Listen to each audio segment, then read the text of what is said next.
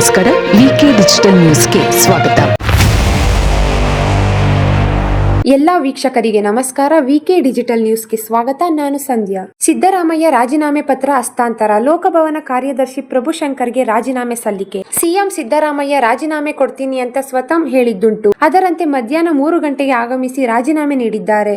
ರಾಜ್ಯಪಾಲರು ಇಲ್ಲದ ಕಾರಣ ಲೋಕಭವನಕ್ಕೆ ತೆರಳಿ ಕಾರ್ಯದರ್ಶಿ ಪ್ರಭುಶಂಕರ್ಗೆ ರಾಜೀನಾಮೆ ಸಲ್ಲಿಸಿದ್ದಾರೆ. ಬಳಿಕ ಸುದ್ದಿಗೋಷ್ಠಿ ನಡೆಸಿ ಮಾತನಾಡಿದ್ರು. ನಾನು ಮುಖ್ಯಮಂತ್ರಿ ಸ್ಥಾನಕ್ಕೆ ರಾಜ್ಯಪಾಲರ ಭವನದಲ್ಲಿ ರಾಜೀನಾಮೆಯನ್ನು ಸಲ್ಲಿಸಿದ್ದೇನೆ. ಮುಖ್ಯಮಂತ್ರಿ ಸಿದ್ದರಾಮಯ್ಯ ಅವರು ತಮ್ಮ ಸ್ಥಾನಕ್ಕೆ ಅಧಿಕೃತವಾಗಿ ರಾಜೀನಾಮೆ ಸಲ್ಲಿಸುವ ಮೂಲಕ ಅಧಿಕಾರದಿಂದ ಕೆಳಗೆ ಇಳಿದಿದ್ದಾರೆ. ಆದ್ದರಿಂದ ರಾಜೀನಾಮೆ ಪತ್ರವನ್ನು ಅವರ ಕಚೇರಿ ಅವರ ಕಾರ್ಯದರ್ಶಿಗೆ ಕೊಟ್ಟು ಬಂದಿದ್ದೇನೆ. ಹೈಕಮಾಂಡ್ ಯಾವಾಗ ಹೇಳುತ್ತೆ ಆವಾಗ ರಾಜೀನಾಮೆಯನ್ನು ಕೊಡ್ತೇನೆ ಅಂತ ಹೇಳಿದ್ದೆ. ಅದರ ಪ್ರಕಾರ ಮೊನ್ನೆ ಹೈಕಮಾಂಡ್ ಸೂಚನೆ ನೀಡಿತು ಎಂದಿದ್ದಾರೆ.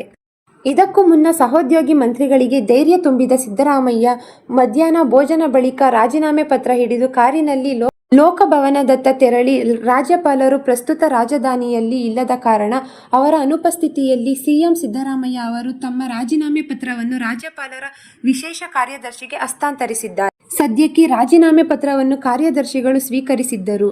ರಾಜ್ಯಪಾಲರು ಖುದ್ದಾಗಿ ಸಹಿ ಮಾಡಿದ ಬಳಿಕವೇ ರಾಜೀನಾಮೆ ಅಧಿಕೃತವಾಗಿ ಸಂವಿಧಾನದ ನಿಯಮಾವಳಿಯ ಪ್ರಕಾರ ಅಂಗೀಕಾರವಾಗಲಿದೆ. ಮೂಲಗಳ ಪ್ರಕಾರ ರಾಜ್ಯಪಾಲರು ಇಂದು ರಾತ್ರಿ ಬೆಂಗಳೂರಿಗೆ ಮರಳುವ ಸಾಧ್ಯತೆ ಇದೆ ಎನ್ನಲಾಗಿದೆ. ಹೀಗಾಗಿ ರಾಜ್ಯಪಾಲರು ಮರಳಿ ಬರುವಷ್ಟೇ ರಾಜೀನಾಮೆ ಅಂಗೀಕಾರದ ಔಪಚಾರಿಕ ಪ್ರಕ್ರಿಯೆಗಳು ಪೂರ್ಣಗೊಳ್ಳಲಿವೆ. ಹೈಕಮಾಂಡ್ ಸೂಚನೆ ಮತ್ತು ರಾಹುಲ್ ಗಾಂಧಿ ಅವರ ಸಂದೇಶಕ್ಕೆ ಗೌರವ ನೀಡಿ ಸಿದ್ದರಾಮಯ್ಯ ಅವರು ತಮ್ಮ ಸ್ಥಾನಕ್ಕೆ ರಾಜೀನಾಮೆ ನೀಡಲು ನಿರ್ಧರಿಸುವ ಮೂಲಕ ರಾಜಕಾರಣದ ಮಹತ್ವದ ಹಂತವೊಂದು ಭಾವುಕತೆರೆ ಎಳೆದಿದ್ದಾರೆ.